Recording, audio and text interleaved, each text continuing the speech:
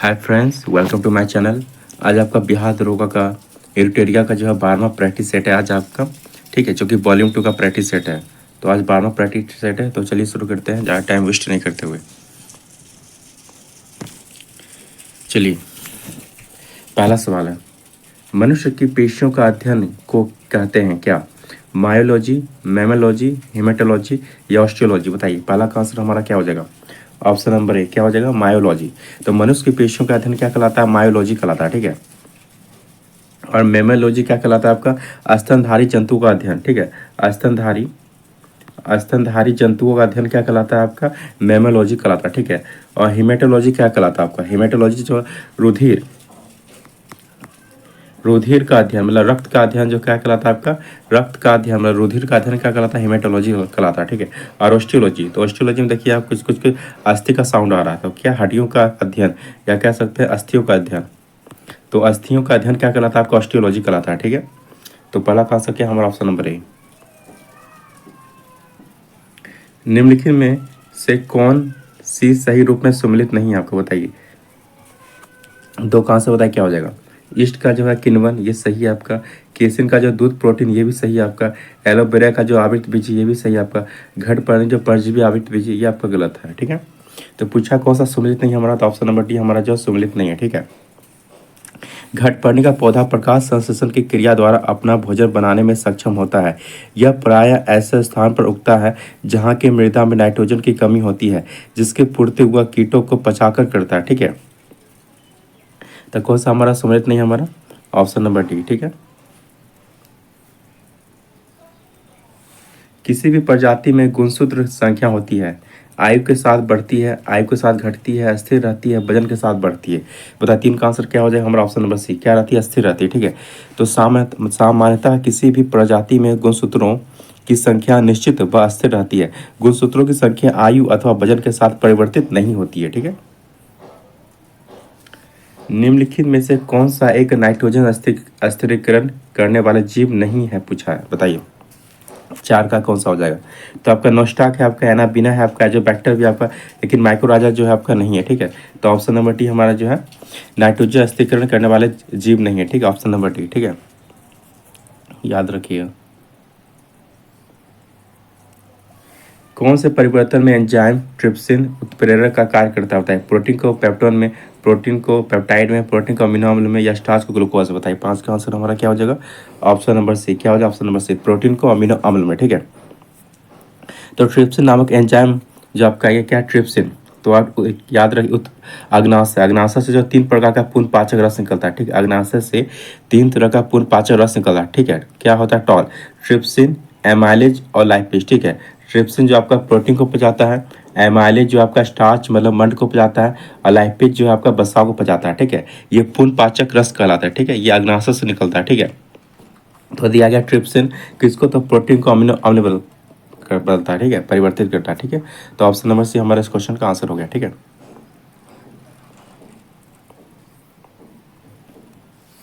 निम्न में से किस विटामिन को कोलेकैक्सी कोलेकैल्सीफेरॉल के नाम से जाना जाता है? बताइए, vitamin D2, vitamin D3, vitamin B7 या इनमें से कोई नहीं? बताइए, छः का आंसर हमारा क्या हो जाएगा? ऑप्शन नंबर बी, क्या हो जाएगा? छः का आंसर क्या हो जाएगा हमारा? ऑप्शन नंबर बी हो जाएगा। ठीक है, क्या? Vitamin D3। ठीक है, अब विटामिन D2 को क्या कहते हैं?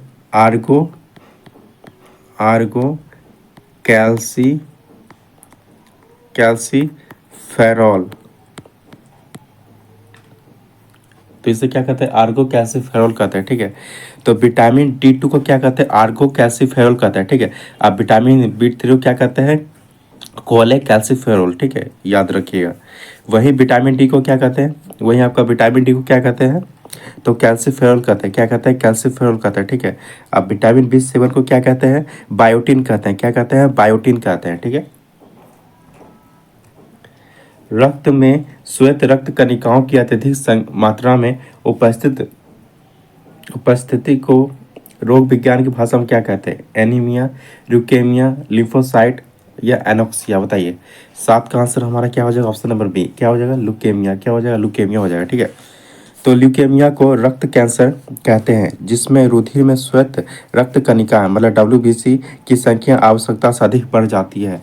श्वेत रक्त कणिकाएं मतलब WBC विशेष रुधिर कणिकाएं होती है जो कि शरीर के किसी रोग से संक्रमित होने पर उस विशेष संक्रमित स्थल पर पहुंच हानिकारक जीवाणुओं, विषाणुओं, कवकों इत्यादि का भक्षण करके शरीर को संक्रमण से सुरक्षा प्रदान करती है। तो ल्यूकेमिया क्यों होता है? तो WBC की संख्या जो आवश्यकता से अधिक बढ़ जाती है इस कारण, ठीक है। इसको ब्लड कैंसर कहते हैं। वह तत्व जो मानव पसीने के माध्यम से उत्सर्जित करता है, क्या? गंधक, सोडियम तथा आयरन, मैग्नीशियम तथा पोटेशियम, बी तथा सी दोनों। बताइए 8 का आंसर हमारा क्या हो जाएगा? Option number D. क्या हो जाएगा? ऑप्शन नंबर डी हो जाएगा, ठीक है। बी और सी दोनों, ठीक है। बी और सी दोनों, ठीक है। याद रखिए, शरीर के तापमान को विनियमित करने के लिए तरल के रूप में त्वचा द्वारा पसीने को उत्पन्न किया जाता है।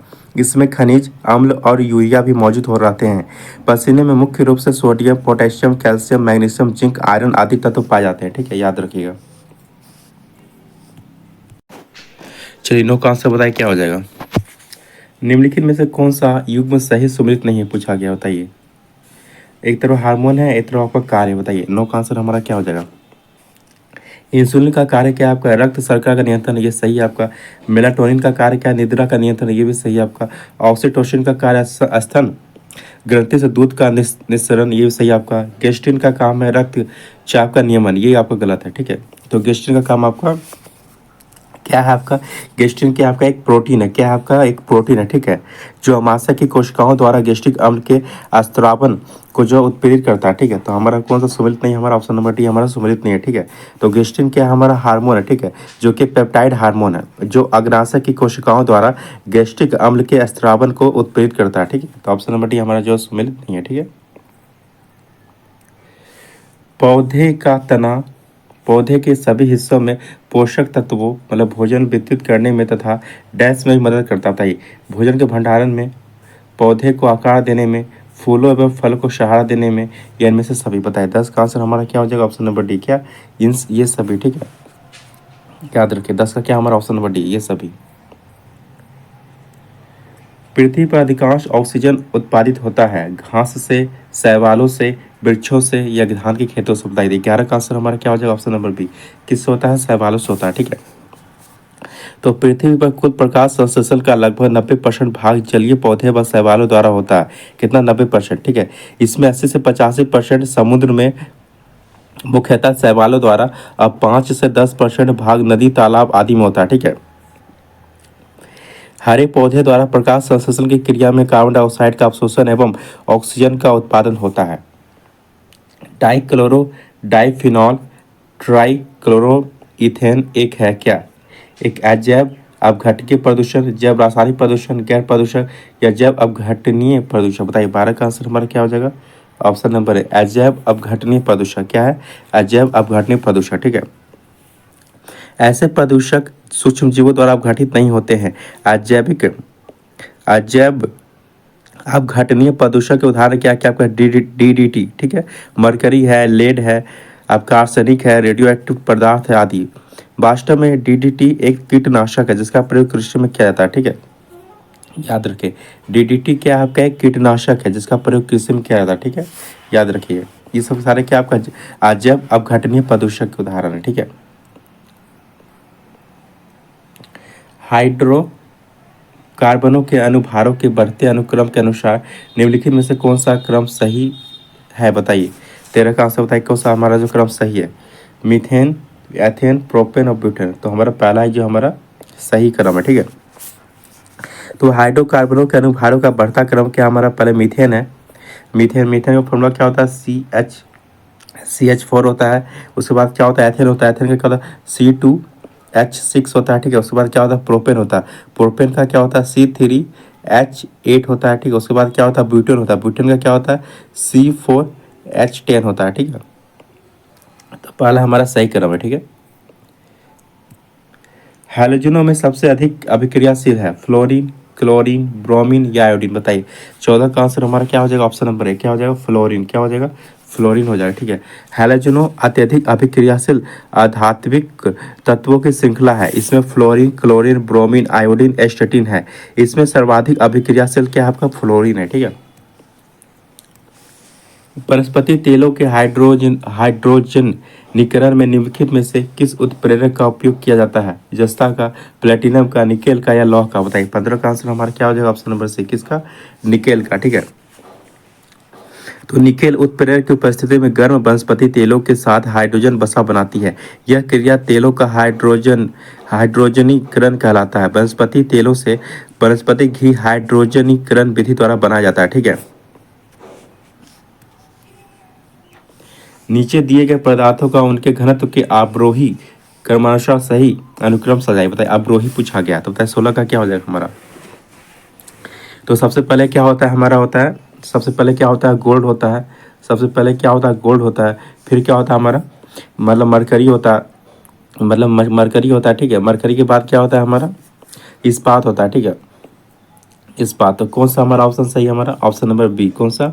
ऑप्शन नंबर बी हमारा जो है सही क्रम है, ठीक है। अवरोही क्रम है, ठीक है। सोना का कितना होता है हमारा? सोना का घनत्व तो कितना होता है? 19.3 ग्राम बाय सेंटीमीटर क्यूब, ठीक है। और पारा का कितना होता है? 13.6 ग्राम प्रति सेंटीमीटर क्यूब, ठीक है। और इस्पात का कितना होता है? 7.8 होता है, ठीक है। तो ये हमारा अवरोही क्रम है, ठीक है। आवर्धक कांच में किस प्रकार का लेंस का प्रयोग किया जाता है? अवतल लेंस का, उत्तल लेंस का, समतल लेंस का, यानी में से सभी बताएं। 17 का आंसर हमारा क्या हो जाएगा? ऑप्शन नंबर बी, किसका? उत्तल लेंस का। किसका? उत्तल लेंस का, ठीक है। तो आवर्धक कांच में उत्तल लेंस का प्रयोग किया जाता है। यह लेंस किसी वस्तु का आवर्धित प्रतिबिंब उत्पन्न करने में प्रयोग किया जाता है, ठीक है। ताप बढ़ने पर द्रव्य की श्यानता बढ़ती है, घटती है, परिवर्तित रहती है, पहले घटती है फिर बढ़ती? बताइए। 18 का क्या हो जाएगा हमारा? Option number B. तो टेम्परेचर बढ़ाने पे क्या द्रव की श्यानता क्या होता है? घटती है। क्या होती है? घटती है, ठीक है।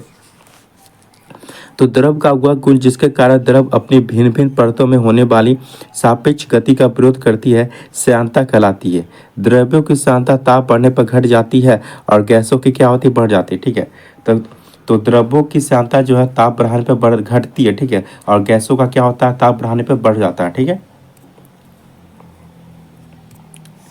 कॉस्मिक किरणों के संबंध में निम्न कथनों में से कौन सा सही नहीं है पूछा? बताइए।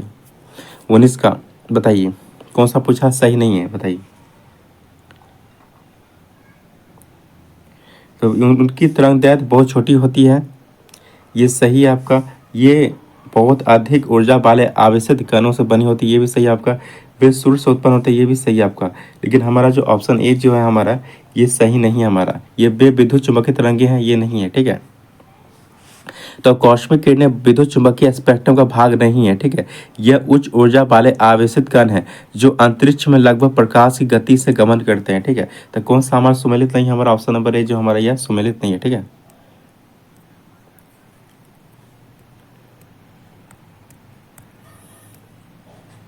निम्नलिखित में से किसकी तरंग लंबाई सबसे अधिक होती है? इंफ्रारेड की, एक्स किरणें की, दृश्य प्रकाश की या रेडियो तरंग की? बताइए। 20 का आंसर हमारा क्या हो जाएगा? Option number D. क्या हो जाएगा? रेडियो तरंगे, ठीक है। तो विद्युत चुम्बकीय स्पेक्ट्रम में शामिल विभिन्न विकिरणों का तरंगदैर्घ्य के संदर्भ में अवरोही क्रम इस प्रकार है, ठीक है। तो कौन कौन सा होता है? इसका ट्रिक याद रखिएगा।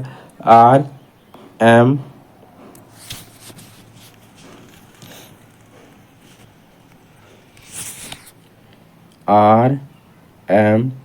आई भी यू एक्स जी, ठीक है। तो ये आप याद रखिए। तो आर से क्या हो गया? रेडियो वेव हो गया। एम से क्या हो गया? माइक्रोवेव हो गया, ठीक है। आई से क्या हो गया? आपका इंफ्रारेड हो गया, ठीक है। अभी से क्या हो गया? विजिबल वेव्स हो गया, ठीक है। यू से क्या हो गया? अल्ट्रा वायलेट किरणें हो गया। एक्स से क्या हो गया? एक्सरे किरण हो गया। जी से क्या हो गया? आपका गामा किरण हो गया, ठीक है। तो रेडियो तरंगों की तरंगदैर्घ्य सर्वाधिक तथा आपका रेडियो तरंग में जो होता है तरंगदैर्घ्य सर्वाधिक होता है। रेडियो तरंग में तरंगदैर्घ्य जो आपका सर्वाधिक होता है और गामा किरण में जो आपका तरंगदैर्घ्य जो है सबसे न्यूनतम होता है, ठीक है। तो ये आप ट्रिक याद रखिए। RMIVUXG, ठीक है। तो ऐसे से जो बढ़ता है तो आपका तरंगदैर्घ्य क्या होता है? घटता है, ठीक है। इस तरह जाता है तरंगदैर्घ्य आपका घटता है, ठीक है। तो सब ज़्यादा आपका तरंगदैर्घ्य किस में रहता है? आपका रेडियो रेडियो वेव में, ठीक है। सबसे कम किस में हमारा सबसे लास्ट में कौन हमारा गामा किरण, तो इसमें सबसे कम है। तो ये आप सीरीज याद रखिएगा, तो आप इजीली सारे क्वेश्चन बना सकते हैं इस तरह के, ठीक है। चलिए आते हैं क्वेश्चन नंबर 24 की तरफ।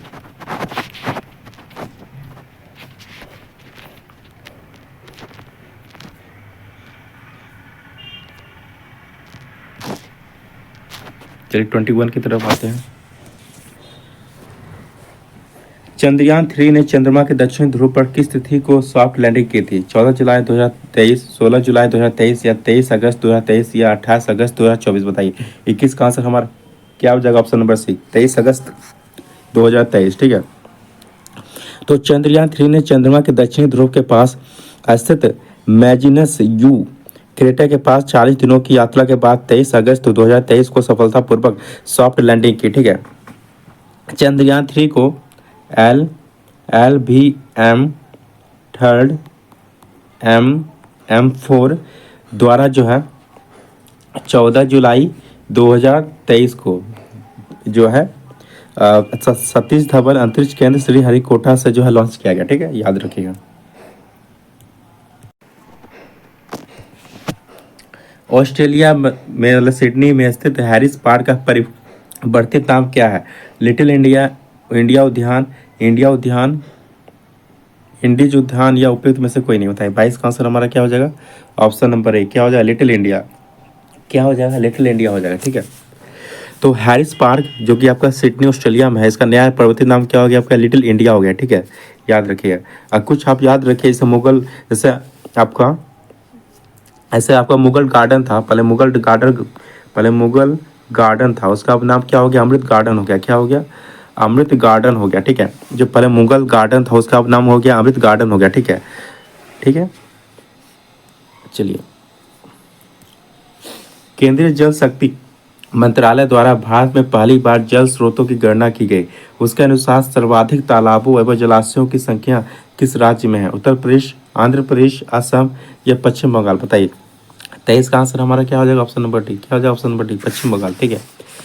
तो केंद्रीय जल शक्ति मंत्रालय द्वारा भारत में पहली बार जल स्रोतों की गणना की गई, जिसमें जिसमें 97.1% ग्रामीण क्षेत्र में और 2.9% शहरी क्षेत्र में है। जल स्रोतों का स्वामित्व निजी संस्थाओं के पास है। कितना?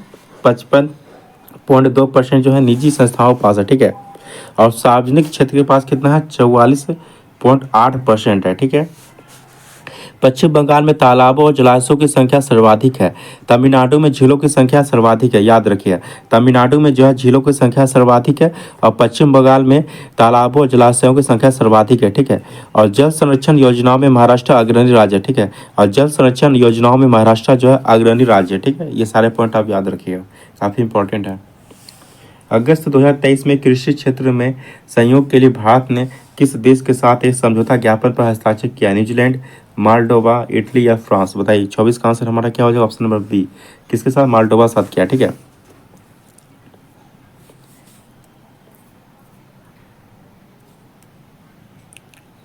वर्तमान में DRDO defence research and development organisation के अध्यक्ष कौन है? Sameer B Kamat, S Somnath, Rituraj Awasthi, Yashwardhan Kumar Sinha? बताइए 25 का आंसर हमारा क्या हो जाएगा? ऑप्शन नंबर ए, ठीक है। तो वर्तमान डीआरडीओ के अध्यक्ष कौन है? समीर बी कामत है, ठीक है। और इसरो के अध्यक्ष कौन है वर्तमान में? एस सोमनाथ। तो ये कौन है आपके इसरो के अध्यक्ष हैं? कौन है इसरो के अध्यक्ष? कौन है आपका? एस सोमनाथ है, ठीक है। और 22वें विधि आयोग के अध्यक्ष कौन है आपका? ऋतुराज अवस्थी, ठीक है। तो 22वें विधि आयोग के अध्यक्ष कौन है आपका? 22वें विधि आयोग के अध्यक्ष कौन है आपका? ऋतुराज अवस्थी है, ठीक है। और यशवर्धन कुमार सिन्हा जो है भारत के मुख्य सूचना आयुक्त है, ठीक है। तो भारत के मुख्य सूचना आयुक्त कौन है? यशवर्धन कुमार सिन्हा, ठीक है। चलिए अब आते हैं क्वेश्चन नंबर 26 की तरफ। बिहार के किस जिले के उत्पाद मरचा चावल को जीआई टैग प्राप्त हुआ? रोहतास, आरा, पूर्वी चंपारण या पश्चिम चंपारण? बताइए 26 का आंसर हमारा क्या हो जाएगा? Option number D. क्या हो जाएगा? पश्चिम चंपारण, ठीक है। तो बिहार के पश्चिम चंपारण के उत्पाद मरचा चावल को अप्रैल 2023 में जीआई टैग दिया गया, ठीक है। Option number D.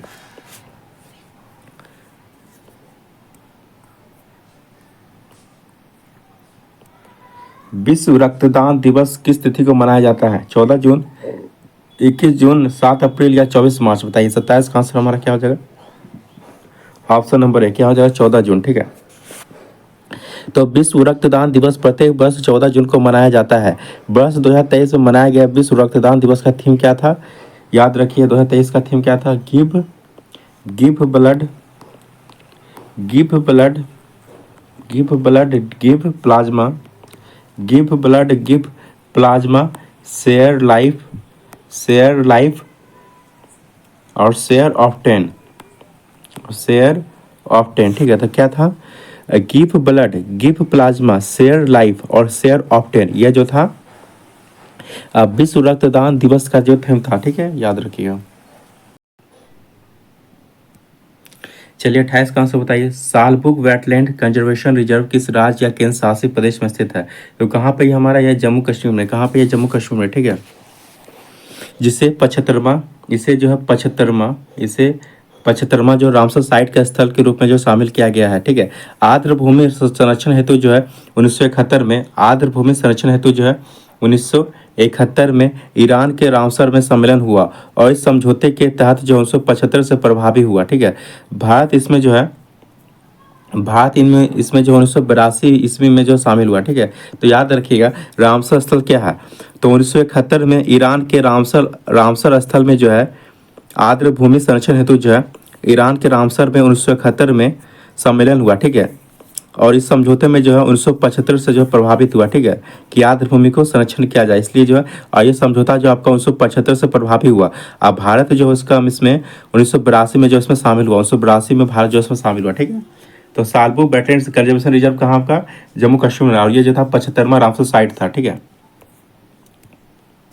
भारत का पहला कार्बन न्यूट्रल पंचायत पल्ली पंचायत बन गया, यह किस राज्य के शासित प्रदेश में? जम्मू कश्मीर, लद्दाख, तेलंगाना या केरल, बताइए। 29 का आंसर क्या हो जाएगा हमारा? ऑप्शन नंबर ए कहाँ पे है? तो जम्मू कश्मीर में। ठीक है, तो जम्मू कश्मीर का पल्ली पंचायत भारत का पहला कार्बन न्यूट्रल पंचायत बन गया। ठीक है, याद रखिए। और एक याद रखिए भारत का पहला कार्बन न्यूट्रल गांव भिवंडी है, जो कि महाराष्ट्र में स्थित है। ठीक है, भारत का पहला कार्बन न्यूट्रल गांव भिवंडी है। क्या है? भिवंडी, जो कि कहाँ है? महाराष्ट्र में। ये जो आपका भारत का पहला कार्बन न्यूट्रल गांव बना है। ठीक है, भिवंडी, जो कि कहाँ आपका? महाराष्ट्र में। ठीक है, याद रखिएगा महाराष्ट्र में विकसित हो रहा है। ठीक है, चलिए 30 का आंसर बताइए क्या हो जाएगा?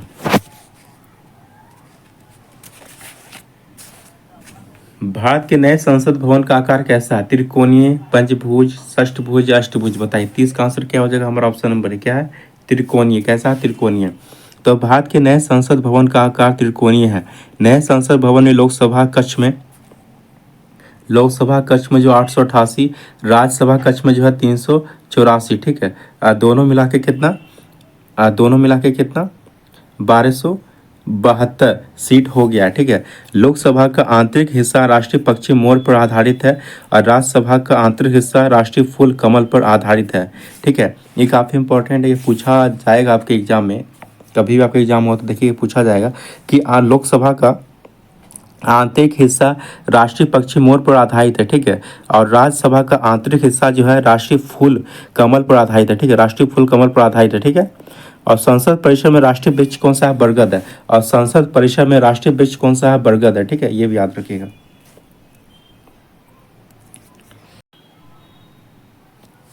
वर्ष 2024 में 69वें फिल्म फेयर अवार्ड की मेजबानी किस राज्य को सौंपी गई? तो गुजरात को। किसको सौंपी गई? तो गुजरात को। ठीक है, तो ऑप्शन नंबर सी हमारे इस क्वेश्चन का आंसर हो जाएगा। साहित्य के क्षेत्र में वर्ष 2022 का नोबेल पुरस्कार किसे प्रदान किया गया? बताइए। एनी नॉक्स, एलन स्पेट या जॉन एफ क्लाउस जैन में से सभी, बताइए। 32 का आंसर क्या हो जाएगा हमारा? ऑप्शन नंबर है। ठीक है, तो ये आपको क्वेश्चन याद रखने की जरूरत नहीं, क्योंकि 2023 में आपका नया आ चुका है, तो आप उसे याद रखिएगा। ठीक है, एससीओ देशों के विदेश मंत्रियों की बैठक मई 2023 में कहाँ हुई? नई दिल्ली, गोवा, बेंगलुरु या गुरुग्राम, बताइए। 33 का आंसर हमारा क्या हो जाएगा? ऑप्शन नंबर बी क्या हो जाएगा? गोवा। ठीक है, तो एससीओ देशों के विदेश मंत्रियों की बैठक मई 2023 में गोवा में हुई। यह बैठक भारत के विदेश मंत्री की अध्यक्षता में संपन्न हुई। इस बैठक में 15 अहम समझौते पर सहमति बना। इस बैठक में 15 अहम समझौतों पर जो सहमति बनी। ठीक है, एससीओ रक्षा मंत्रियों की बैठक नई दिल्ली में हुई। कहाँ पे? नई दिल्ली में, ये भी याद रखिएगा। ठीक है। ये विदेश मंत्री बैठक कहाँ हुआ? गोवा में हुआ, ठीक है। नई दिल्ली में क्या हुआ था? एससीओ रक्षा मंत्री बैठक हुआ था। नई दिल्ली में जो है एससीओ रक्षा मंत्री की बैठक हुई थी, ठीक है, यह भी याद रखिएगा। अक्टूबर 2023 में गोवा में होने वाले 37वें राष्ट्रीय खेल में किस राज्य के पारंपरिक गतका मार्शल आर्ट को आधिकारिक रूप से शामिल किया गया? गोवा, केरल, हरियाणा या पंजाब? बताइए 34 का आंसर क्या हो जाएगा हमारा? ऑप्शन नंबर डी, क्या? पंजाब, ठीक है। तो अक्टूबर 2023 में गोवा में हो अक्टूबर 2023 में गोवा में होने वाले 37वें राष्ट्रीय खेल में पंजाब के पारंपरिक गतका मार्शल आर्ट को आधिकारिक रूप से शामिल किया गया, ठीक है, याद रखिएगा।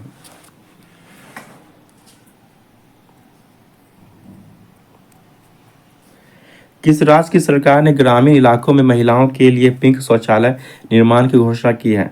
केरल, तेलंगाना, छत्तीसगढ़ या त्रिपुरा? बताइए 35 का आंसर क्या हो जाएगा हमारा? ऑप्शन नंबर डी, त्रिपुरा, ठीक है।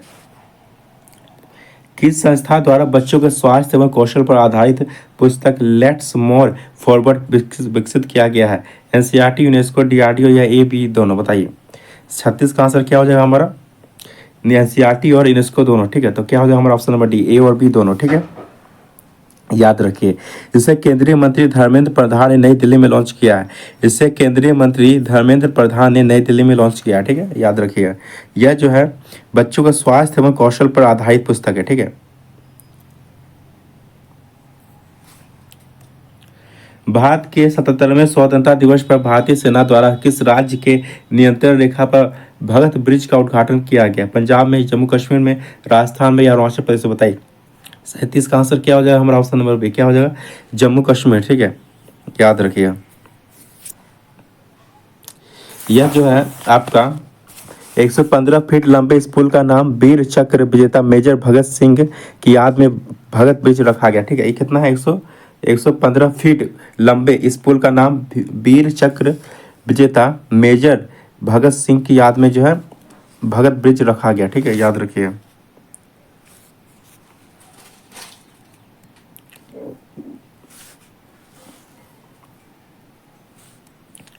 भारत और किस देश ने इलेक्ट्रॉनिक्स के क्षेत्र में व्यापार को 100 अरब डॉलर तक पहुंचाने के लिए टास्क फोर्स का गठन किया है? चीन, इजराइल, अमेरिका या यूएई? बताइए 38 का क्या हो जाएगा हमारा? ऑप्शन नंबर सी, क्या हो जाएगा? अमेरिका, क्या हो जाएगा? अमेरिका हो जाएगा, ठीक है। तो भारत और अमेरिका ने इलेक्ट्रॉनिक्स के क्षेत्र में व्यापार को 100 अरब डॉलर पहुंचाने के लिए एक टास्क फोर्स का गठन किया है, ठीक है। तो ऑप्शन नंबर सी हमारा इस क्वेश्चन का आंसर हो जाएगा। बिम्स्टेक की पहली विदेश मंत्रियों की बैठक कहाँ आयोजित की गई थी? बताइए भारत, इंडोनेशिया, थाईलैंड या श्रीलंका? बताइए 39 का क्या हो जाएगा हमारा? ऑप्शन नंबर सी, कहाँ पे? थाईलैंड में हो जाएगा, ठीक है। तो बिम्स्टेक की पहली विदेश मंत्रियों की बैठक बैंकॉक के थाईलैंड में आयोजित की गई, ठीक है। इस बैठक में भारत के विदेश मंत्री एस जयशंकर ने भाग लिया था। साथ ही मैकॉन्ग गंगा संयोग बैठक की सह अध्यक्षता की। इस दौरान भारत, म्यांमार, थाईलैंड त्रिपक्षीय राजमार्ग पर भी चर्चा हुआ, ठीक है। हाल ही में एक रिपोर्ट के अनुसार कौन सा राज्य इलेक्ट्रॉनिक निर्यात में भारत में पहले स्थान पर है? तमिलनाडु, कर्नाटक या केरल? तमिलनाडु, कर्नाटक, नई दिल्ली या आंध्र प्रदेश? बताइए 40 का क्या हो जाएगा हमारा? ऑप्शन नंबर ए, क्या हो जाएगा? तमिलनाडु हो जाएगा, ठीक है, याद रखिए। निम्नलिखित में से किस संस्था द्वारा वैश्विक दासता सूचकांक द ग्लोबल स्लैवरी इंडेक्स 2023 जारी किया? बताइए 41 का क्या हो जाएगा हमारा? ऑप्शन नंबर, किसने किया था? वॉक फ्री फाउंडेशन है। किसने? वॉक फ्री फाउंडेशन है, ठीक है। तो वर्ष 2023 का वैश्विक दासता सूचकांक वॉक फ्री फाउंडेशन द्वारा जारी किया गया। यह रिपोर्ट वैश्विक स्तर पर आधुनिक दास्ता के बढ़ते प्रचलन पर प्रकाश डालती है। इसके अनुसार आधुनिक दास्तां शोषण की उन स्थितियों को संदर्भित करती है जिन्हें कोई व्यक्ति धमकी, हिंसा, जबरदस्ती, धोखे या शक्ति के दुरुपयोग के कारण अस्वीकार नहीं कर सकता है। हाल ही में वित्तीय समावेशन डैशबोर्ड आरबीआई के गवर्नर शक्तिकांत दास द्वारा लॉन्च किया गया। इसका नाम क्या है? अंतरदर्शन, अंतर्मन, अनमोल या अंतर्दृष्टि? बताइए 42 का क्या हो जाएगा हमारा? ऑप्शन नंबर डी, क्या? अंतर्दृष्टि, ठीक है, याद रखें।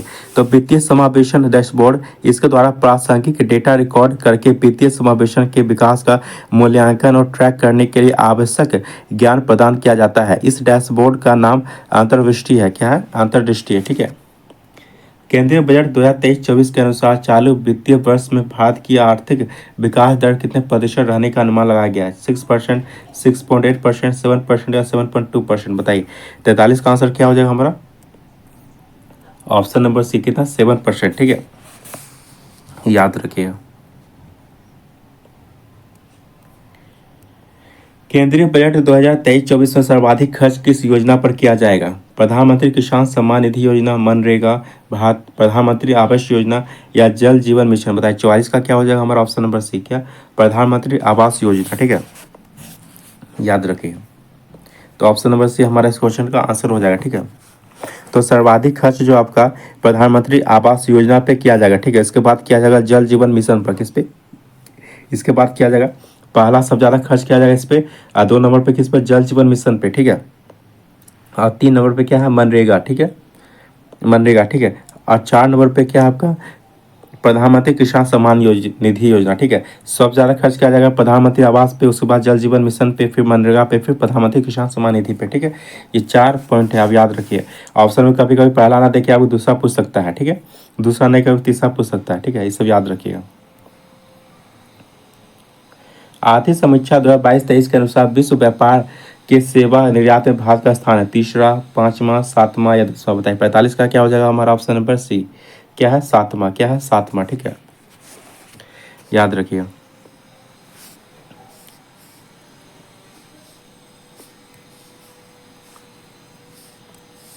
निम्नलिखित में कौन सा कथन हमारा सत्य है? बताइए। 46 का आंसर कौन सा हमारा सत्य है? ठीक है, तो जलोढ़ मिट्टी में पोटास की बहुलता होती है, लेकिन नाइट्रोजन, फास्फोरस एवं ह्यूमस की कमी होती है। ये सही बात है।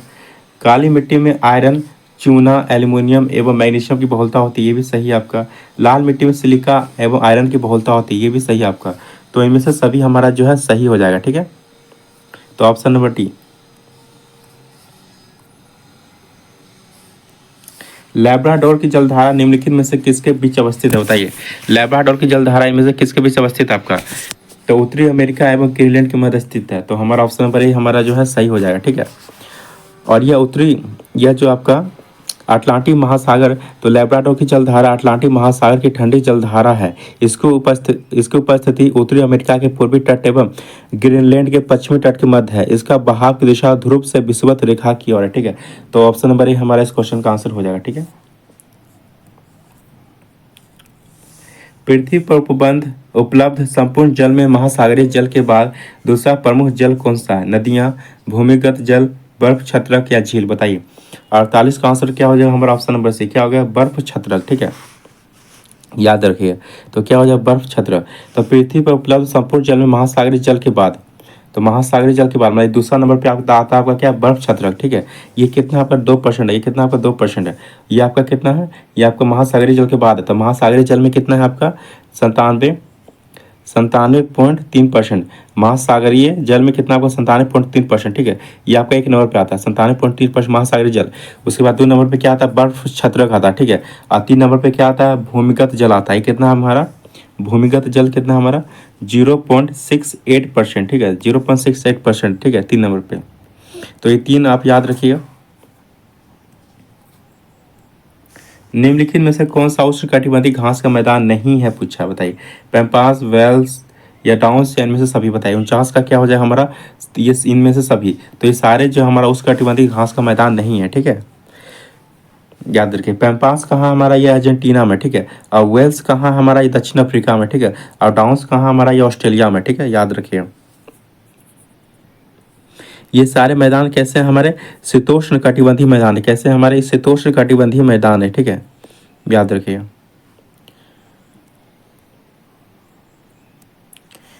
खुचिकल जलप्रपात जो भारत में सबसे ऊंचा जलप्रपात है, यह किस नदी पर है? चित्रावती, अमरावती, कुमुदवती या बराही? बताइए। 50 का क्या हो जाएगा हमारा?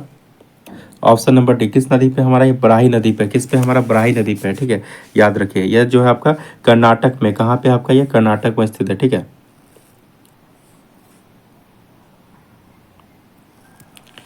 हिंदुस्तान स्टील लिमिटेड राउरकेला की स्थापना निम्नलिखित में से किस देश की सहायता से किया गया? तो राउरकेला का स्थापना किसकी सहायता से किया गया? तो आप पहले आप देखिए हो सेट, तो आप बताया गया किसकी सहायता? तो जर्मनी की सहायता से किया गया। ठीक है, याद रखिएगा।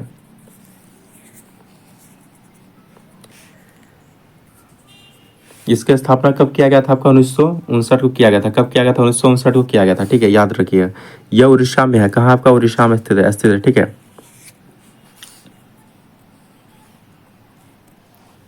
गंगा नदी का नाम निम्नलिखित में से किस नदी के संगम के बाद प्राप्त है? अलकनंदा, पिंडार, अलकनंदा, मंदाकिनी, अलकनंदा, भागीरथी, धौली गंगा, विष्णु गंगा। बताइए 52 का आंसर क्या हो जाएगा हमारा? ऑप्शन नंबर सी, अलकनंदा और भागीरथी, ठीक है। तो गंगा नदी का नाम गंगा देव प्रयाग के बाद पड़ता है, ठीक है, जहाँ अलकनंदा एवं भागीरथी आपस में मिलती है। गंगा हरिद्वार के निकट मैदानी भाग में प्रवेश करती है। यहाँ से पहले दक्षिण की ओर, फिर दक्षिण पूर्व की ओर, फिर पूर्व की ओर बहती है, ठीक है। तो ऑप्शन नंबर सी हमारा इस क्वेश्चन का आंसर हो जाएगा। सुनहरी क्रांति निम्नलिखित में से किससे संबंधित है? फल उत्पादन, बागवानी, कच्चा तेल उत्पादन या मसाला उत्पादन। बताइए 53 का आंसर क्या हो जाएगा हमारा? ऑप्शन नंबर ए, क्या? फल उत्पादन। क्या हो जाएगा? फल उत्पादन, ठीक है, ठीक है। और स्वर्ण क्रांति जो है आपका बागवानी से संबंधित है। स्वर्ण क्रांति किससे संबंधित है? बागवानी से संबंधित है, ठीक है। और काली क्रांति जो किससे संबंधित है? हमारा कच्चा तेल उत्पादन से जो हमारा काली क्रांति संबंधित है, ठीक है। और बादामी क्रांति किससे संबंधित है? हमारा मसाला मसाला उत्पादन से जो हमारा बादामी क्रांति जो संबंधित है, ठीक है।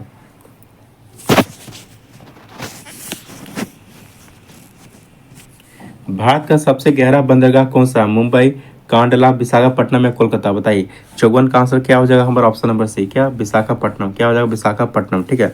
तो विशाखापट्टनम बंदरगाह भारत का सबसे गहरा बंदरगाह है। यह देश का सर्वश्रेष्ठ प्राकृतिक बंदरगाह है, ठीक है।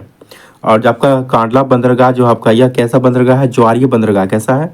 ज्वारीय ज्वारीय बंदरगाह हमारा कांडला बंदरगाह, ठीक है। अब मुंबई बंदरगाह जो है हमारा, एक ऐसा बंदरगाह है हमारा, तो यह देश का सबसे बड़ा बंदरगाह है आपका मुंबई बंदरगाह, ठीक है, याद रखिए। तो 54 का आंसर क्या हो गया हमारा? ऑप्शन नंबर सी। 2011 के जनगणना अनुसार सर्वाधिक अनुसूचित जाति संख्या प्रतिशत वाला राज्य है? उत्तर प्रदेश, पंजाब, हिमाचल प्रदेश या पश्चिम बंगाल। बताइए 55 का आंसर क्या हो जाएगा हमारा? ऑप्शन नंबर बी, क्या हो जाएगा? पंजाब। तो पंजाब में जो हमारा एससी की जनसंख्या जो है सर्वाधिक है, ठीक है। तो जनसंख्या प्रतिशत वाला राज्य पंजाब है, जहाँ आपका 31.9% जनसंख्या आपका एससी की है, ठीक है। इसके बाद क्या आता है? हिमाचल प्रदेश, जहाँ पे कितना है? 25.2%। फिर क्या आता है? पश्चिम बंगाल, जहाँ पे 23.5% है। उसके बाद आता है उत्तर प्रदेश, जहाँ पे कितना है? 20.7%। फिर आता है हरियाणा, जहाँ पे कितना? 20.2%, ठीक है, याद रखिए। निम्नलिखित में से कौन सा भारत के प्रधानमंत्री बनने के से पूर्व किसी राज्य के मुख्यमंत्री नहीं रहे? बताइए चंद्रशेखर चौधरी, सरचरण सिंह, मोरारजी देसाई या बी प्लस ए दोनों। बताइए 56 का क्या हो जाएगा हमारा? ऑप्शन नंबर ए, कौन? चंद्रशेखर। कौन हो जाएगा? चंद्रशेखर। तो चंद्रशेखर प्रधानमंत्री बनने से पूर्व किसी भी राज्य के मुख्यमंत्री के रूप में कार्य नहीं किया था, जबकि चौधरी चरण सिंह, मोरारजी देसाई, एच डी देवगौड़ा आदि ने प्रधानमंत्री बनने से पूर्व मुख्यमंत्री के रूप में कार्य किया था, ठीक है। चलिए 57 का आंसर बताइए क्या हो जाएगा? जब कोई विधेयक संसद में प्रस्तुत किया जाता है तो किस प्रक्रिया के बाद वह अधिनियम बन जाता है? बताइए 57 का आंसर बताइए क्या हो जाएगा? जब राष्ट्रपति अपनी सहमति दे देता है तब, ठीक है। तो ऑप्शन नंबर सी हमारा इस क्वेश्चन का आंसर हो जाएगा, ठीक है, याद रखें। तो संविधान के अनुच्छेद 111 में विधेयकों पर राष्ट्रपति की अनुमति से संबंधित उपबंध का वर्णन कितना? आर्टिकल 111 में, ठीक है। जब कोई विधेयक संसद में प्रस्तुत किया जाता है तो वह अधिनियम तभी बनता है जब भारत का राष्ट्रपति उस पर हस्ताक्षर कर अपनी सहमति प्रदान करता है, ठीक है। तो इस क्वेश्चन का आंसर क्या हो जाएगा हमारा? ऑप्शन नंबर सी।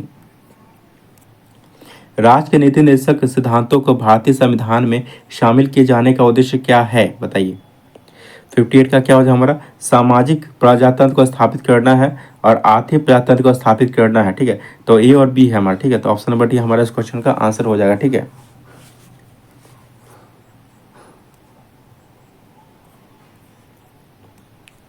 मौलिक अधिकारों का संरक्षण कौन करता है? हमारा राष्ट्रपति, संसद, सर्वोच्च न्यायालय या और बी दोनों। बताइए 59 का आंसर हमारा क्या हो जाएगा?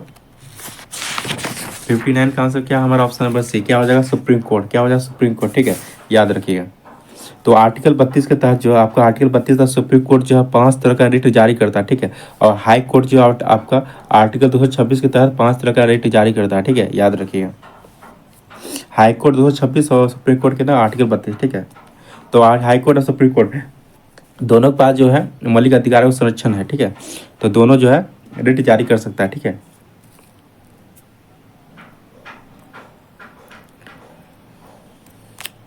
प्रशासनिक अधिकार का उल्लेख संविधान के किस अनुच्छेद में किया गया है? 321, 322 का क्लाउज 1 या 323 का 1 या 327 का बी? बताइए 60 का क्या हो जाएगा हमारा?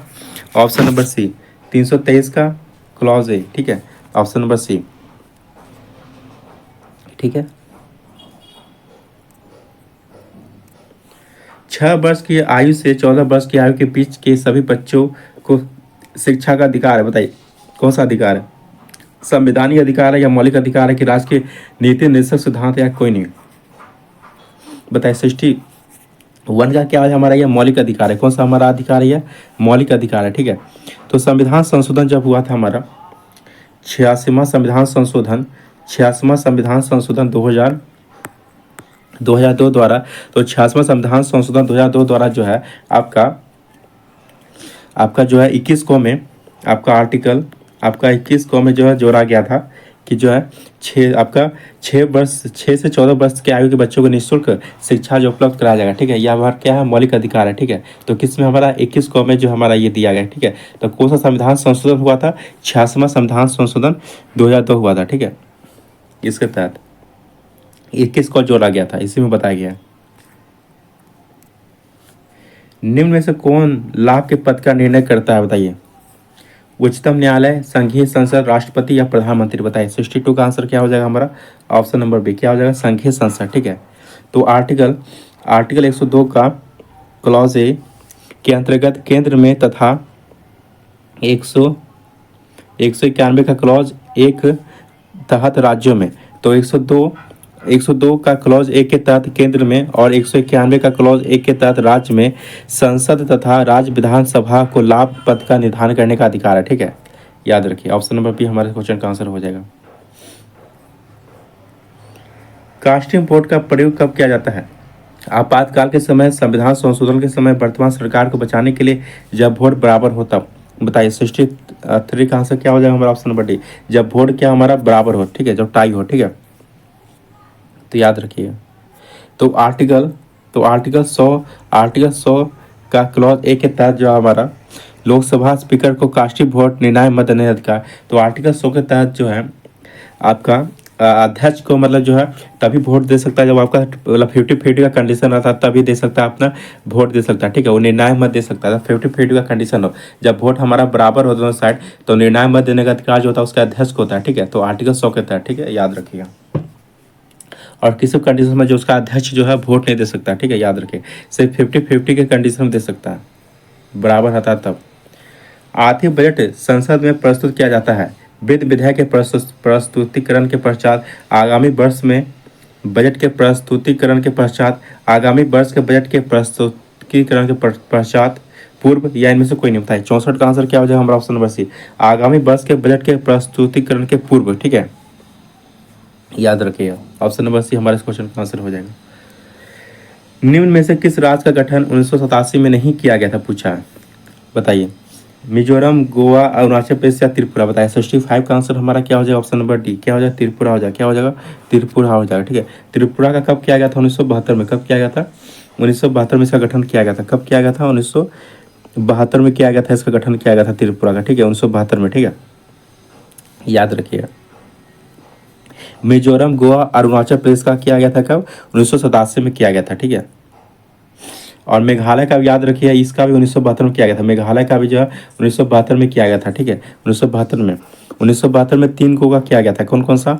मेघालय, मणिपुर और त्रिपुरा का किया गया था 1972 में, ठीक है, याद रखिएगा। 1972 में जो 3 को किया गया था आपका कौन कौन सा? मेघालय, मणिपुर और त्रिपुरा। मेघालय, मणिपुर और त्रिपुरा का 1972 में किया गया था, ठीक है, गठन, ठीक है, याद रखिएगा।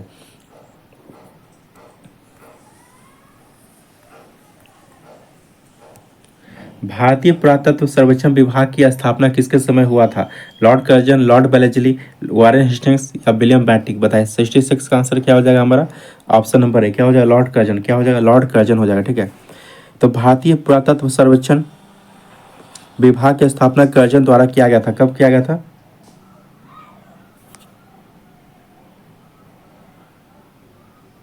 तो भारतीय पुरातत्व सर्वेक्षण विभाग की स्थापना लॉर्ड कर्जन द्वारा किया गया था, ठीक है, याद रखिएगा। तो ऑप्शन नंबर ए हमारा इसका आंसर हो जाएगा। ठीक है, निम्नलिखित वर्गों में से किसने 1857 के विद्रोह में भाग नहीं लिया था, पूछा। जमींदार, साहूकार, कृषक या एपी, दोनों बताइए। 67 का आंसर क्या हो जाए हमारा, ना जमींदार लिया था ना साहूकार लिया था, ये दोनों भाग नहीं लिया था। ठीक है, तो ऑप्शन नंबर डी हमारा इस क्वेश्चन का आंसर हो जाएगा। ठीक है,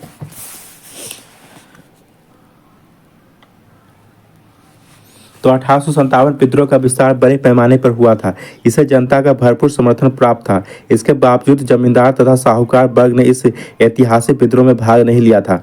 बिहार में इस आंदोलन का नेतृत्व किसने किया था, वीर कुंवर सिंह ने किया था। ठीक है,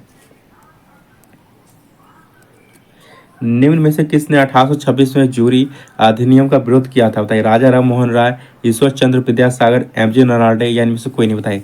68 का आंसर हमारा क्या हो जाएगा, ऑप्शन नंबर ए, राजा राम मोहन राय। ठीक है, तो 1826 में जूरी एक्ट पारित किया गया था। ठीक है, जिसके अंतर्गत न्यायालयों में धार्मिक आधार पर भेदभाव की शुरुआत हुई थी। यह प्रावधान था कि हिंदू तथा मुसलमानों के मामलों की सुनवाई किसी यूरोपीय जज द्वारा तो की जा सकती थी, परंतु किसी भी ईसाई, चाहे वह यूरोपीय अथवा भारतीय, की सुनवाई किसी हिंदू अथवा मुसलमान न्यायाधीश द्वारा नहीं की जा सकती थी। तो राजा राम मोहन राय ने जो इसका विरोध किया था। हिंदुस्तान रिपब्लिक एसोसिएशन की स्थापना किस वर्ष की गई थी, 1930, 1924, 1920 या 1948, बताइए। 69 का आंसर क्या हो जाएगा हमारा, ऑप्शन नंबर बी, क्या हो जाएगा, 1924। ठीक है, तो अक्टूबर 1924 में क्रांतिकारी आंदोलन के सही में संचालन हेतु इस संगठन की स्थापना की गई थी। इसके संस्थापक सदस्यों में सचिंद्र नाथ सान्याल, राम प्रसाद बिस्मिल और चंद्रशेखर आजाद थे। ठीक है, तो ऑप्शन नंबर बी हमारे इस क्वेश्चन का आंसर हो जाएगा। स्वदेशी आंदोलन के प्रारंभ का तात्कालिक कारण क्या था, बताइए। चापिकर बंधुओं को मृत्युदंड की सजा दिया जाना, तिलक को 18 माह के कारावास की सजा, लॉर्ड कर्जन द्वारा बंगाल विभाजन की घोषणा, बताइए। 70 का आंसर क्या हो जाएगा हमारा, ऑप्शन नंबर सी। ठीक है, लॉर्ड कर्जन द्वारा बंगाल विभाजन की घोषणा। ठीक है, याद रखिएगा। तो बंगाल विभाजन की घोषणा कब किया गया था आपका, 20 जुलाई। 20 जुलाई, कहीं कहीं आपका 19 जुलाई भी दे देता है, कहीं कहीं 19 जुलाई भी दे देता है। तो क्या 20 जुलाई 1905 को जो है बंगाल विभाजन की घोषणा किया गया, 20 जुलाई 1905 को बंगाल विभाजन की घोषणा किया गया। ठीक है, और 16 अक्टूबर 1905 को जो है यह लागू हो गया था। ठीक है, इसी के विरोध में जो स्वदेशी आंदोलन चलाया गया था। ठीक है, जो बंग भंग पे आधारित था। ठीक है, याद रखिएगा। गांधी जी द्वारा सेवा धर्म कहाँ अपनाया गया था, पुणे में, दक्षिण अफ्रीका में, बम्बई में, गुजरात में, बताइए। 71 का आंसर क्या हो जाएगा हमारा, ऑप्शन नंबर बी, कहाँ पे, दक्षिण अफ्रीका में। ठीक है, तो दक्षिण अफ्रीका में प्रवास के दौरान महात्मा गांधी ने एक पारसी रुस्तम जी द्वारा खोले गए धर्मार्थ अस्पताल में परिचारक के रूप में भी अपनी सेवाएं प्रदान की एवं लोगों की सेवा के उद्देश्य से लिया गया था। ठीक है, शैक्षणिक कीर्ति में फिल्ट्रेशन थ्योरी के प्रतिपादक कौन थे, मैकाले, चार्ल्स बूर, कार्नावालिस या लॉर्ड मिंटो, बताइए। 72 का क्या हो जाएगा हमारा, Lord Macaulay, option number A. तो भारतीय शिक्षा पद्धति में भाषा संबंधी विवाद पर अपना विवरण देने के लिए विलियम बेंटिक ने अपनी काउंसिल के विधि सदस्य लॉर्ड मैकाले को लोक शिक्षा समिति का प्रमुख नियुक्त किया। इसके ही द्वारा फिल्ट्रेशन थ्योरी का सिद्धांत दिया गया था। ठीक है,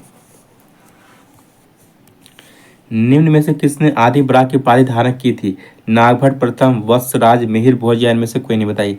73 का क्या हो जाएगा हमारा, ऑप्शन नंबर सी, कौन हो जाएगा, मिहिर भोज। ठीक है, तो मिहिर भोज गुर्जर प्रतिहारों का सर्वाधिक शक्तिशाली शासक था।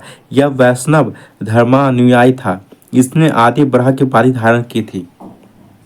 सौंदरानंद पुस्तक के लेखक कौन है, आशु घोष, कालिदास, विशाख दत्त या हर्षवर्धन, बताइए। 74 का आंसर क्या हो जाएगा हमारा, ऑप्शन नंबर ए, कौन है, सौंदानंद। कौन है आपका, आशु घोष है, कौन है आपका, आशु घोष है। ठीक है, याद रखिएगा। और याद रखिए नागानंद रत्नावली, नागानंद रत्नावली प्रियदर्शिका, ये किसके रचना है, किसका, आपका, तो हर्षवर्धन का। प्रियदर्शिका, नागानंद और रत्नावली, ये किसका, हर्षवर्धन का। प्रियदर्शिका, नागानंद, रत्नावली किसका, हर्षवर्धन का। ठीक है, और कर्पूर मंजरी की लेखक कौन है आपका, राजशेखर, कौन है, राजशेखर। कर्पूर मंजरी के लेखक राजशेखर। ठीक है, और मिर्च कटिकम के कौन है, सुद्रक है। ठीक है, और मालविका अग्निमित्रम के कौन है आपका, कालिदास है। ठीक है, ये भी याद रखिएगा। तंजौर स्थित बृहदेश्वर मंदिर का निर्माण किसके समय हुआ था, राज प्रथम, राजेंद्र प्रथम, राजेंद्र द्वितीय या इनमें से कोई नहीं, बताइए। 75 का आंसर क्या हो जाएगा हमारा, ऑप्शन नंबर राज प्रथम। ठीक है, ऑप्शन नंबर ए। तो चोल शासक राज प्रथम द्वारा बृहदेश्वर मंदिर का निर्माण करवाया गया था। यह मंदिर तंजौर में स्थित है। इस मंदिर के दोनों द्वारों पर द्वारपालों की मूर्तियां बनी हैं। मीमांसा के प्रणेता थे जैमिनी, वशिष्ठ, कणाद या विश्वामित्र। बताइए 76 का क्या हो जाएगा हमारा ऑप्शन नंबर ए कौन हो जाएगा? जैमिनी हो जाएगा। ठीक है, तो याद रखिए कौन हो जाएगा? जैमिनी हो जाएगा। तो ऑप्शन नंबर ए हमारे इस क्वेश्चन का आंसर हो जाएगा। ठीक है, तो न्याय दर्शन के प्रतिपादक कौन थे? गौतम। न्याय दर्शन के प्रतिपादक थे गौतम। ठीक है, और सांख्य दर्शन के प्रतिपादक थे कपिल। और सांख्य दर्शन के प्रतिपादक थे कपिल। ठीक है, और वैशेषिक के प्रतिपादक कौन थे? कणाद थे। कौन थे? कणाद थे। ठीक है, और मीमांसा के कौन थे आपके? जैमिनी। कौन थे? जैमिनी थे। ठीक है, ये सब याद रखिएगा। किस स्थान से एक ही कब्र से 3 मानव कंकाल प्राप्त हुआ? महदहा, दमदमा, सराय नहार या ए और बी दोनों। बताएं 77 का से क्या हो जाएगा हमारा ऑप्शन नंबर बी? क्या हो जाएगा? दमदमा। क्या हो जाएगा? दमदमा। तो मध्य गंगा घाटी के प्रतापगढ़ जिले में स्थित दमदमा से एक ही कब्र से 3 मानव कंकाल का अवशेष प्राप्त हुआ है। हड्डी से निर्मित आभूषण के अवशेष महदहा से प्राप्त हुआ है। ठीक है, ये भी याद रखिए। तो महदहा से क्या प्राप्त हुआ आपका? आपका हड्डी से निर्मित आभूषण के अवशेष। हड्डी से निर्मित आभूषण के अवशेष जो आपका महदहा से प्राप्त हुआ है। ठीक है, ये सब याद रखिएगा। वर्ण व्यवस्था से संबंधित पुरुष सूक्त मूलतः पाया जाता है। ऋग्वेद, सामवेद, अथर्ववेद या इनमें से कोई नहीं। बताइए 78 का क्या हो जाएगा हमारा ऑप्शन नंबर? क्या हो जाएगा? ऋग्वेद। क्या हो जाएगा? ऋग्वेद हो जाएगा। ठीक है, तो वर्ण शब्द का सर्वप्रथम उल्लेख ऋग्वेद में मिलता है। ऋग्वेद में वर्ण शब्द रंग के अर्थ में तथा कहीं कहीं व्यवसाय चयन के अर्थ में प्रयुक्त हुआ है। ऋग्वेद के 10वें मंडल में पुरुष सूक्त में सर्वप्रथम शूद्र शब्द का उल्लेख किया गया। ठीक है, तो ऋग्वेद के 10वें मंडल में पुरुष सूक्त में सर्वप्रथम शूद्र शब्द का उल्लेख किया गया। ठीक है, याद रखिएगा। निम्न में से किस राज्य का संबंध भगवान बुद्ध के जीवन से था? मगध, कौशल, अवंती या ए और बी दोनों। बताएं 79 का क्या हो जाएगा हमारा ऑप्शन नंबर डी? क्या हो जाएगा? ए और बी दोनों। ठीक है, तो भगवान बुद्ध के जन्म का संबंध मगध एवं कौशल राज्य से था। भगवान बुद्ध ने अपने शिक्षा प्रसार हेतु इन दोनों राज्यों का भ्रमण किया था। पूर्व गुप्त काल में शीशे के सिक्कों की एक बड़ी मात्रा किसके द्वारा जारी किया गया? कुषाणों, मौर्यों, सातवाहनों या शकों। बताइए 80 का आंसर क्या हो जाएगा हमारा? Option number C. क्या हो जाएगा? सातवाहन। क्या हो जाएगा? सातवाहन हो जाएगा। ठीक है, तो ऑप्शन नंबर सी हमारे इस क्वेश्चन का आंसर हो जाएगा। ठीक है, तो पूर्ण सातवाहनों द्वारा गुप्त काल में सातवाहनों ने शीशे और प्रोटीन के सिक्के ढलवाए थे। जब सबसे अधिक मात्रा में शीशे के सिक्के जारी किए गए थे। सातवाहन वंश की राजधानी क्या थी? प्रतिष्ठान थी। नेशनल ग्रीन ट्रिब्यूनल भारत सरकार द्वारा कब स्थापित किया गया था? 2005, 2010, 2012 या 2016। बताइए 81 का क्या हो जाएगा हमारा ऑप्शन नंबर बी? क्या हो जाएगा? 2010। ठीक है, तो नेशनल ग्रीन ट्रिब्यूनल की स्थापना आपका 18 अक्टूबर 2010 को स्थापित की गई थी। इसके द्वारा पर्यावरण संरक्षण, वन एवं वन्य प्राकृतिक संसाधनों से संबंधित मामलों का निपटारा किया जाता है। पृथ्वी का सर्वाधिक बृहद पारिस्थितिक तंत्र निम्न में से कौन सा है? जैवमंडल, जीवाश्म, स्थल मंडल या जल मंडल। बताइए 82 का क्या हो जाएगा हमारा ऑप्शन नंबर है? क्या हो जाएगा? जैवमंडल। तो जैवमंडल मिट्टी, सैल, जल तथा वायु की पतली परत है जो पृथ्वी के चतुर्दिक आवरण मंडल के रूप में व्याप्त सबसे बड़ा पारिस्थितिक तंत्र है। ठीक है, निम्न में से कौन पृथ्वी पर सबसे पुराना है जीव है? कवक, युगलिना, अमीबा या नीली हरी शैवाल। बताइए 83 का क्या हो जाएगा हमारा ऑप्शन नंबर डी? क्या हो जाएगा? नीली हरी शैवाल। ठीक है, तो पृथ्वी पर सबसे पुराना जीवित नील हरी शैवाल है जिसे साइनोबैक्टीरिया भी कहा जाता है। यह अपना भोजन धूप एवं पानी से प्राप्त करता है। ठीक है, बुक्सा बाघ परियोजना को राष्ट्रीय पार्क का दर्जा कब दिया गया था? 1960, 1986, 1992 या 1996। बताइए 84 का क्या हो जाएगा हमारा ऑप्शन नंबर सी? 1992। क्या हो जाएगा? 1992। तो बुक्सा बाघ परियोजना दार्जिलिंग पश्चिम बंगाल में, कहाँ पे? ये दार्जिलिंग पश्चिम बंगाल में स्थित है। इसे 1992 में राष्ट्रीय उद्यान का दर्जा दिया गया। ठीक है, निम्न में से कौन प्राथमिक प्रदूषक के उदाहरण है? कौन कौन सा हमारा? तो कार्बन मोनोऑक्साइड है, कार्बन डाइऑक्साइड है, सल्फर डाइऑक्साइड है। तो इनमें से सभी हमारा इस क्वेश्चन का आंसर हो जाए। ठीक है, इनमें से सभी। ठीक है, तो सभी जो हमारा प्राथमिक प्रदूषक कहलाता है। ठीक है, निम्न में से किसे विश्व बैंक की उधार ऋण देने वाले खिड़की कहा जाता है? आईडीए, आईएमएफ या आईएफसी या आईबीआरडी। बताइए 86 का क्या हो जाएगा हमारा ऑप्शन नंबर है? क्या हो जाएगा? आईडीए हो जाएगा। ठीक है, तो अंतर्राष्ट्रीय विकास संघ विश्व बैंक की अनुषंगी संस्था है, इसे विश्व बैंक की रियायती ऋण देने वाली खिड़की के नाम से जाना जाता है, ठीक है, आईडीए को, ठीक है। किस सिद्धांत के अनुसार बुरी मुद्रा अच्छी मुद्रा को प्रचलन से बाहर कर देती है? ग्रेशर का नियम, रॉबिन्स का नियम या स्मिथ का नियम या इनमें से कोई नहीं? बताइए 87 का क्या हो जाएगा हमारा ऑप्शन नंबर है, क्या हो जाएगा ऑप्शन नंबर है ग्रेशम का नियम, ठीक है। तो ग्रेशम का सिद्धांत ब्रिटिश रॉयल एक्सचेंज के संस्थापक थॉमस ग्रेशम द्वारा दिया गया था। इस सिद्धांत के अनुसार यदि किसी अर्थव्यवस्था में अच्छी और बुरी मुद्राएं एक साथ प्रचलन में हो तो बुरी मुद्रा अच्छी मुद्रा को प्रचलन से बाहर कर देती है, ठीक है। प्राथमिक घाटा एवं ब्याज भुगतान का योग निम्न में से किसके बराबर होता है? राजकोषीय घाटा, बजट घाटा, राजस्व घाटा या प्रभाव राजस्व घाटा? बताइए 88 का क्या हो जाएगा हमारा ऑप्शन नंबर है, क्या हो जाएगा राजकोषीय घाटा, ठीक है, क्या हो जाएगा राजकोषीय घाटा हो जाएगा, ठीक है। निम्न में से कौन सा कारक किसी देश के आर्थिक विकास का अच्छा मापक है? बताइए 89 का आंसर हमारा क्या हो जाएगा? तो 89 का क्या हो जाएगा हमारा ऑप्शन नंबर है, क्या होता है प्रति व्यक्ति आय, क्या होता है प्रति व्यक्ति आय, ठीक है।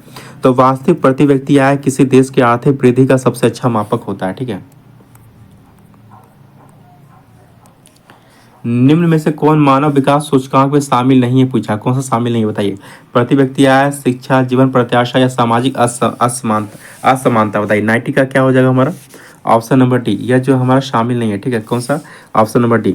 तो मानव विकास सूचकांक का प्रयोग देशों के विकास के आकलन हेतु किया जाता है। इस सूचकांक में आपका कौन कौन सा है? जीवन प्रत्याशा, शिक्षा एवं प्रति व्यक्ति आय जो है शामिल है, ठीक है। इसमें आपका सामाजिक असमानता जो शामिल नहीं है, ठीक है। किस पोषी पादप में ग्रीन ईयर रोग होता है? आलू, गेहूं, बाजरा या गन्ना? बताइए 91 का क्या हो जाएगा हमारा ऑप्शन नंबर सी, क्या हो जाएगा बाजरा, क्या हो जाएगा बाजरा, ठीक है। तो ग्रीन ईयर रोग किस में होता है? हमारा बाजरा में होता है, ठीक है।